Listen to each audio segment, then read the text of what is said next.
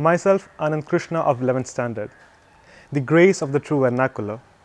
For Chawra, his literary creations were the worldly realization of his spiritual pursuit. It is not difficult to see how, living as he did in an age when a shepherd of the church, lacking financial resources and popular support, found it an uphill task to tend to his flock. Chawra's poetry and prose were born out of an attempt to make his writing utilitarian. His poems and sermons represent the intervention that he made in the life of his own community in particular and in the life of his society in general. While he insisted with an almost divine obstinacy that every church should have a school attached to it, and went out to start a school for teaching Sanskrit more than 150 years ago. In his poetry and prose, he chose to make way through the by-lanes of poetry rather than along the highway of Sanskrit. The decision was arrived at by his instinctive awareness of the requirement for his writing to communicate with his community.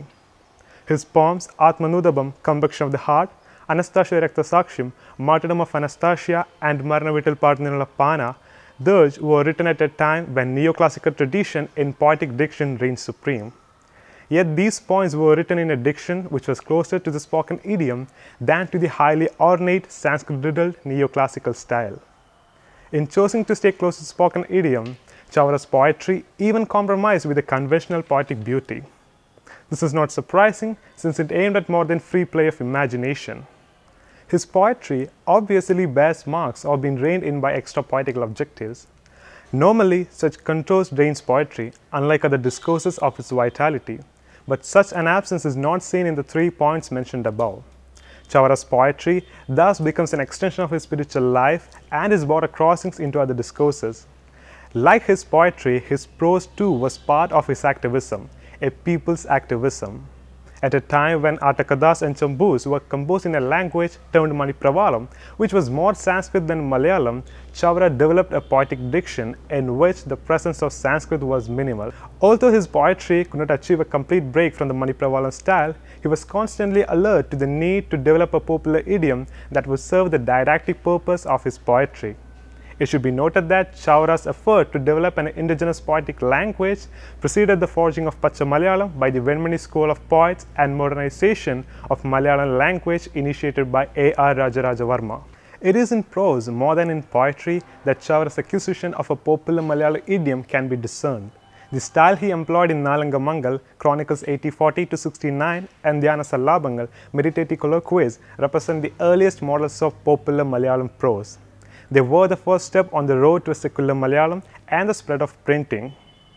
Although Nalangamangal was ecclesiastic in content, its style had the charm of the spoken idiom. It marked a clear departure from the predominant Malayalam style of the mid-19th century. These chronicles are genetically related to the language Kunjandamme used for his Tolar poems. To understand how Chawra attempted to use this language to chronicle the history of church in Kerala and opened up the language to a new popular prose style, one should take a look at Rajasamajaram. This was a newspaper published during that time and the one which literary historians insist on calling the first newspaper in Malayalam. The style of Nalangamangal, despite its apparent religious flavor, is miles away from the missionary prose of Rajasamajaram. Dhyana Sallabangal anticipate the prose style of early fiction in Malayalam. The emerging press had to liberate itself from the prose style of Rajasamajaram in order to establish a new secular idiom in Malayalam. The new prose became the fertile soil for the genres of fiction, long and short, and the essay. Chawra's prose was a nurturing ground which provided the nutrients for their growth. From the platform of his intense devotion and firm conviction, Chawra wrote in Dhyana Sallabangal, "Meditation is a conversation with God, bound by His love just as we converse with our friend. We sit and talk to Jesus Christ, to whom we are betrothed." I read in your history that in the early days, which you call the lukewarm days, you took yourself away from meditation to converse with God. So, O Mother, it is true. Why? When meditation becomes a conversation with God, it is no different from a conversation with a friend. The vivid images that led him to poetry are clear in this extract. It should be noted that the meditative prose, which aspires to poetry, emerged during the formative period of Malayalam prose. Chawra considered his poetry inseparable from his spiritual life. It was a church built on the rock of faith. The aim of his poetry was to reveal to the common people, in a language familiar to them, the greatness of their faith. It was a situation which could have turned the ascetic in him to join hands with the missionary. But Chawra overcame the challenge by writing about themes which appeal to the common people in a popular poetic language. He accomplished this without even digressing a little from his routine spiritual exercises. Death was Chawra's most important theme. ഒരു നല്ല അപ്പൻ്റെ ചവറൽ, Testament of a Loving Father, Anastasia Rakthasakshyam, Martyrdom of Anastasia, and Marnavital Padanilla Pana, Dirge, Song of Mourning are suggestive titles.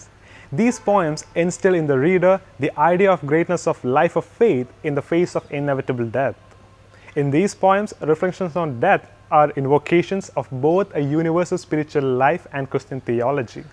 The dirge, which begins with a quotation from the Ecclesiastes, "The day of death is better than the day of birth. To visit a home in mourning is better than to visit a home where there is feasting," are overtly didactic. Our mundane concerns, our kith and kin, and our body are friends who do not come to our aid when death approaches. The real friend, the friend in need, is virtue.